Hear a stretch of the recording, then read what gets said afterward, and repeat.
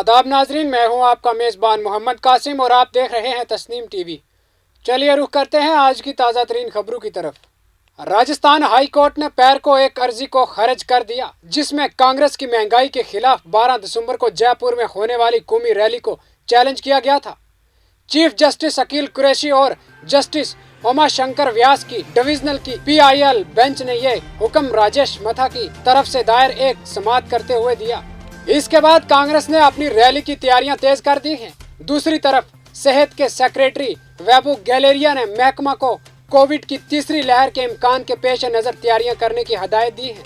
राजस्थान हुकूमत की तरफ से अदालत में पेश हुए AGMS सिंघवी ने इस PIL को पब्लिसिटी स्टंट और सियासी तौर पर हौसला अफजाई करार दिया। उन्होंने कहा कि जिस दिन कांग्रेस की रैली के बारे में खबर शाया हुई, उसी दिन बगैर तैयारी के अर्जी दाखिल कर दी गई थी। दरख्वास्त में 5 दिसंबर को होने वाली बीजेपी की रैली को चैलेंज नहीं किया गया था। साथ ही अदालत को बताया कि डॉक्टरों ने कहा है कि ओमिक्रॉन ज्यादा जानलेवा नहीं है। अर्जी खारिज होने के बाद कांग्रेस पार्टी ने बड़ी रैली की तैयारियां शुरू कर दी है।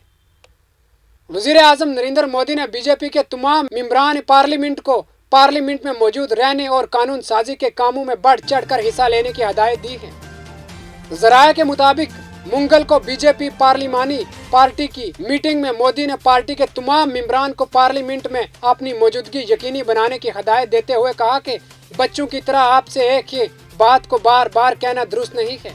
उन्होंने कहा कि आप लोग अपने रवैये में तब्दीली लाएं, वरना तब्दीली आ जाएगी।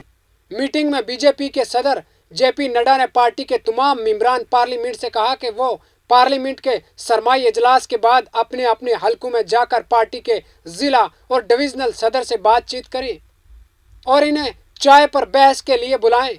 वजीर आजम ने कहा कि 14 दिसंबर को वो वाराणसी में अपने पार्लिमानी हलका के जिला और डिविजनल सदर को चाय पर मधु करेंगे। पार्लिमानी अमूर के वजीर पर हिलाज जोशी ने नामा निगारों को बताया कि मीटिंग में वजीर आजम ने बीजेपी मेंबरान पार्लियामेंट से MP स्पोर्ट्स मुकाबला, MP तंदुरुस्त चाइल्ड मुकाबला और सूर्य नमस्कार मुकाबला मुनक्कद करने के अलावा अपने अपने इलाकों में पद्म अवार्ड हासिल करने वालों से राब्ते में रहने की भी हदायत की है। मध्य प्रदेश के संती शहर इंदौर के जामिया फातिमा मदरसे के 15 से ज्यादा तालिबात ने खत्म कुरान करने पर मदरसे ने जलसे का एहतमाम किया है। मुकद्दस किताब कुरान मजीद को मुकम्मल करना ये अल्लाह रब्बुल इज्जत की तरफ से एक तोहफा है। खत्म कुरान पर तालिबात को एजाज से नवाजा गया। इंदौर के जामिया फातिमा मदरसे की 15 से ज्यादा तालिबात ने कम उम्र में कड़ी मशक की और कुरान पाक को मुकम्मल कर लिया।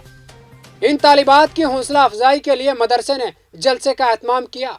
जलसे में तालिबात के कुंबे वालों ने भी शिरकत की। जलसा में 11वीं शरीफ का खाने का एहतमाम भी किया गया। मदरसा के मौलाना शाहिद नूरी ने बताया कि कुरान मजीद को मुकम्मल कर लेना ये अल्लाह की तरफ से एक इनाम है। जामिया फातिमा की 15 से ज्यादा तालिबात ने कम उम्र में खत्म कुरान कर लिया। इन तालिबात की हौसला अफजाई की गई और 11वीं शरीफ के खाने का एहतमाम भी किया गया।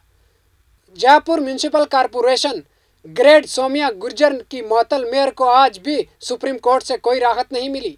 सुप्रीम कोर्ट में आज होने वाली समाअत के दौरान म्यूनिसिपल कॉरपोरेशन की जानिब से सीनियर वकील के दलाइल सुनने के बाद अदालत ने मामले पर रोक लगाने से इनकार करते हुए अगली समाअत 1 फरवरी की तारीख दे दी है।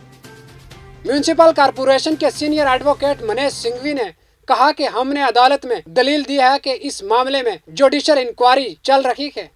इसमें तमाम फरीकीन के सबूत रखे गए हैं। अब सिर्फ दोनों फरीकीन के दलाइल रह गए हैं।